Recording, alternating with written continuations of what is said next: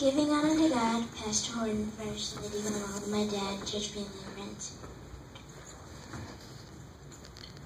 Please open your Bibles to Jeremiah chapter 32, verses 26 through 25.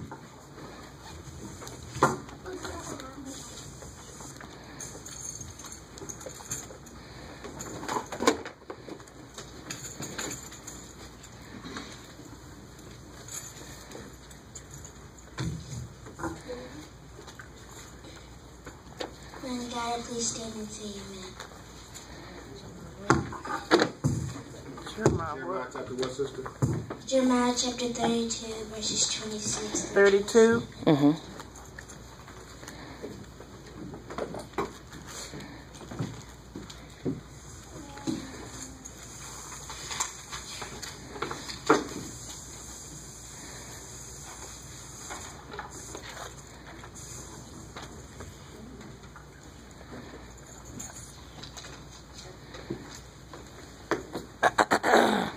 Then came the word of the Lord unto Jeremiah, saying, Behold, I am the Lord, the God of all flesh.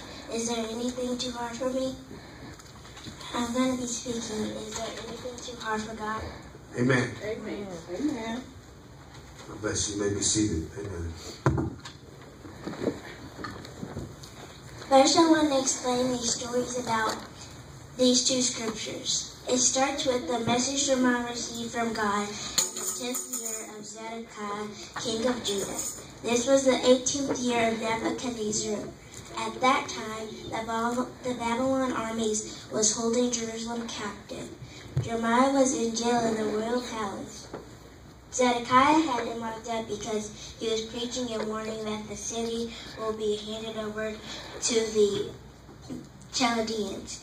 Just as God said everything happened, there was killing, starvation, and the Babylons did attack. The word God spoke came to pass.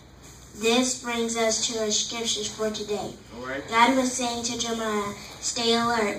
I am God, the God of everything living. God then says, is there anything I cannot do? Mm-hmm. While Jeremiah is locked up in jail, is there anything too hard for God? God spoke to him in jail, just like God can speak to us in life, storms, challenges, and even life prisons. So I ask again, is there anything too hard for God? Right. For God, He can tear down prison walls, heal the sick, provide for our families, protect us from hurt, harm, and danger. You know, the God who stepped out to nothing and created everything. There is nothing too hard for God. He made men out of the dust of the ground and breathed life into his nostrils. I'm telling you, there is nothing too hard for God. Amen. This is how I know. God brought me from California to Texas, saved my soul, blessed me with a loving family, changed my heart, and taught me how to love others, how to pray for those who bully me, pray for those who are sick. That is how I know there is nothing too hard for God. All right. He gave His only begotten Son for sinners so they can have everlasting life. My parents cannot give me up. Can you give your child up for people who may not never believe? There is nothing too hard for God. As I close, I want you to know He is the first and the last, Yeah. the beginning and the end. Uh-huh. He is the keeper of creations and the creator of all. He is the architect of the universe and the manager of all times. He always was, He always is, and He always will be. Unmoved, unchanged, and undefeated, and never undone. This is the God I'm talking about. There is nothing too hard for God. He was bruised and brought healing. He was persecuted and eased pain. He reigns and brings freedom. He was dead and brings life. He is risen and brings power.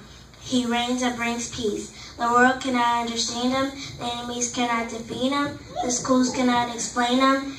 And the leaders cannot ignore Him. He is light, love, longevity, and Lord. He is goodness, kindness, gentleness, and God. He is holy, righteous, mighty, powerful, and pure. His ways are right. His word is eternal. His will is unchanging, and His mind is holy. He is my Redeemer. He He is my Savior, He is my God, and He is my peace. He is my joy, He is my comfort, and He rules my life. This is the God I'm talking about. There is nothing too hard for God.